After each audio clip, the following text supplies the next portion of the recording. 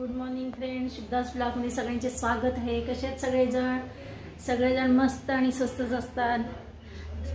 रातभर पाऊस आणि सकाळी सुद्धा पाऊस होता। आता थोडा कमी झालाय पाऊस, बघा ना तुमच्याकडे पाऊस बघा मैत्रिणींनो, पाऊस आता थोडा कुठं कमी झालाय, भुरू चालूच आहे पण कमी प्रमाणात आहे। नाही तर पहाटे बापरे रातभर तर आहेच आहे। तेच म्हणलं तर सकाळी जातील कामावर, पाऊस जर असंच राहिला तर पावसातच जावं लागेल त्यांना। हे बघा माझी मुलगी बसली आहे, छोटी मुलगी। आता आंघोळ बिंघोळ करून आता मी नाश्ता करणार आहे। मला स्वयंपाक आणि आता नाश्ता करेन मी, पोहे करणार आहे नाश्त्याला। पटकी झट होणार आहे नाश्त्याचे पोहे आणि ह्याचा टिफिन पण भरवून ठेवला आहे मी। स्वयंपाक तर सगळं झालेच आहे। आज जरा थोडा उशिरा जायचं आहे मुलीकडे।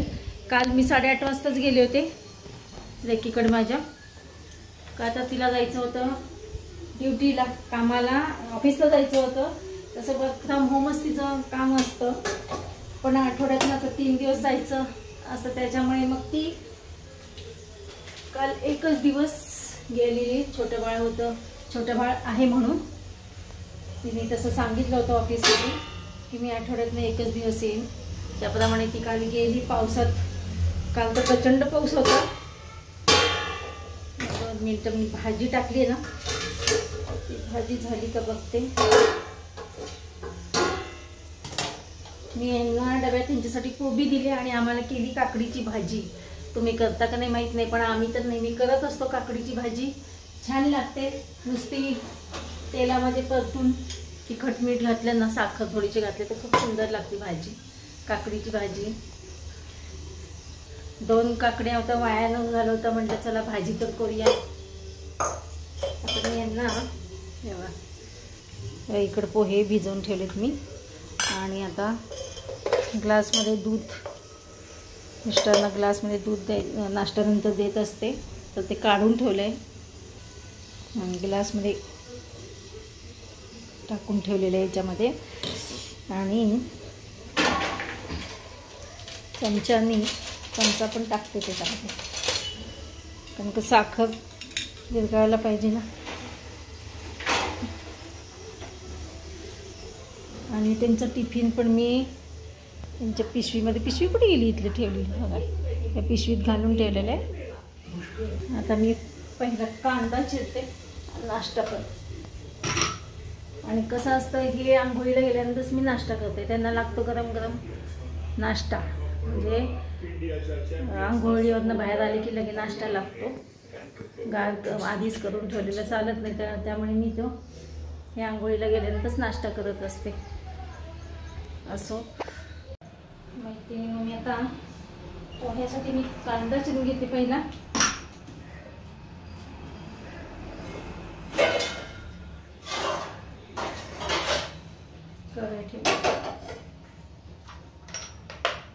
कांदा चिरून घेते, मग तर वेळीशिवाय कांदा चिरणं होतच नाही। ते चाकूनी तर कांदा चिरायलाच येत नाही मला, त्यामुळे मी नेहमी वेळीच घेत असते भाजी पण चिरायला।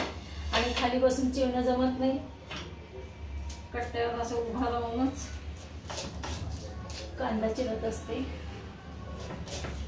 आमच्याकडे ते कांदा चिरायचं ते हे होतं, कटर होतं, ते भांडं असतं ना प्लास्टिकचं,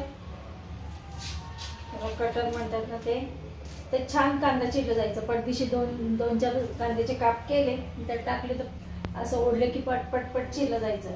ते माझ्या हातनं झाले, खराब झाले, तर तुटले ते भांडं प्लास्टिकचं असल्याने। आता हे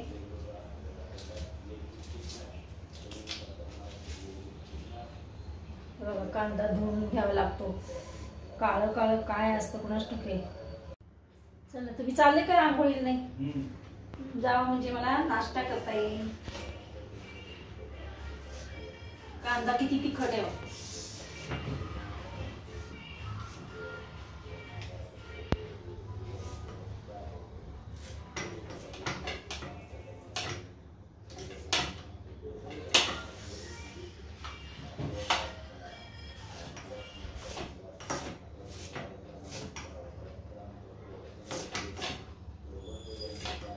बरंच तिखट आहे जरा.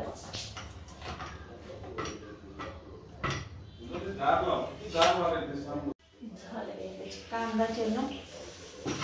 कांदा चिरल्यानंतर ना खूप तिखट लागत होतं. वारा तर भूतासारखं सुटलं नाही, तर वारा सुटले. आता पाऊस थोडा कमी झालाय तर वारा सुटले. आता मी पोहे हे गेले तांबोळीला, पोह्याची तयारी करते. मैत्रिणींनो, अजून सुद्धा माझ्या मुलीची तब्येत नाही बरी. मधनं तिला त्रास होतो खूप. दवाखाने सगळे केले, डॉक्टर केले, कशामुळे होते कोणाच ठाऊक. आता सगळे रिपोर्ट नील आहेत. तर बघूया. मधनच तिला असं मुंगे येतात. पोहे करणं चालू आहे माझं. पहिला शेंगदाणे तळून घेते फोडणी करून. पोहे करते मी आता. दुधाचा आट ठेवायचा आहे.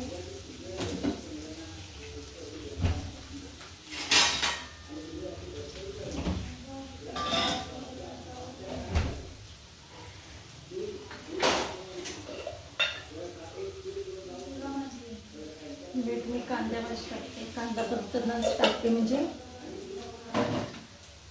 कांदा लवकर परतला जाईल. आणि साखर.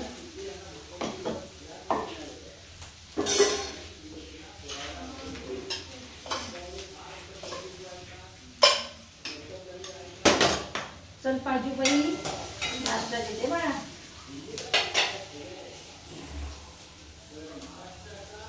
अशा प्रकारे माझे पोहे तयार झालेत. आता मी माझ्या लेकीला पहिला देते. हे आंघोळीला गेलेच ते त्यांना देते. या मग सगळेजण नाश्ता करायला.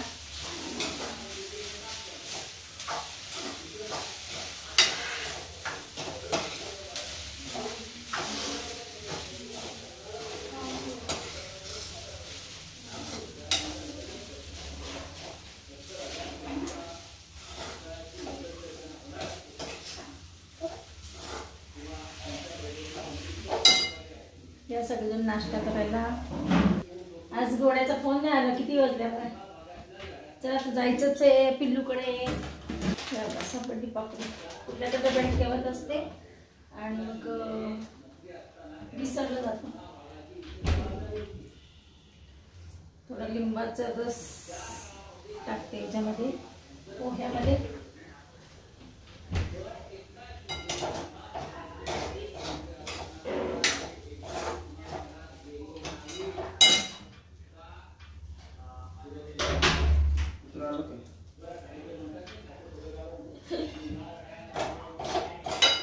आम्हाला कोथिंबीर टाकते. ह्यांना कोथिंबीर आवडत नाही, पाला बचवणं.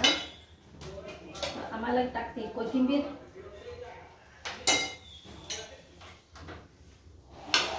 बघा कोथिंबीर घेतली ना आता ती चिरून आम्हाला टाकते. ह्यांना नको असते. मिस्टरांना काही देत नाही कोथिंबीर.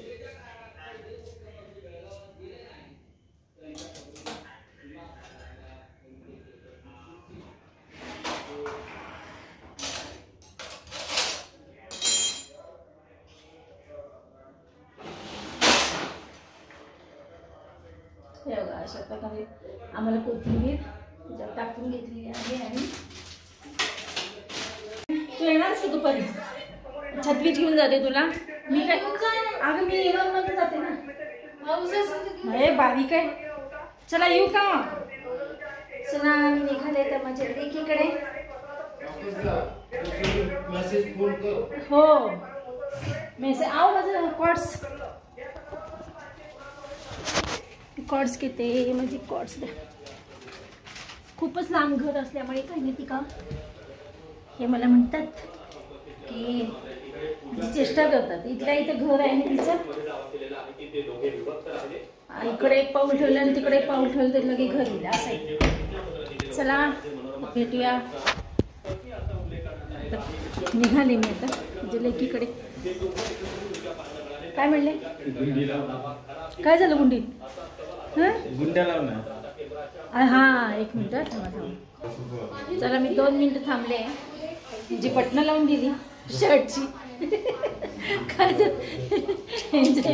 ह्यांचा अंगठा ना थोडा काळनिळा झालेला. दाखवा बघ, 2 मिनिटं दाखवा बघ.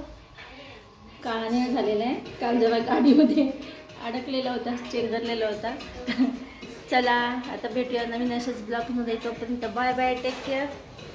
चलो.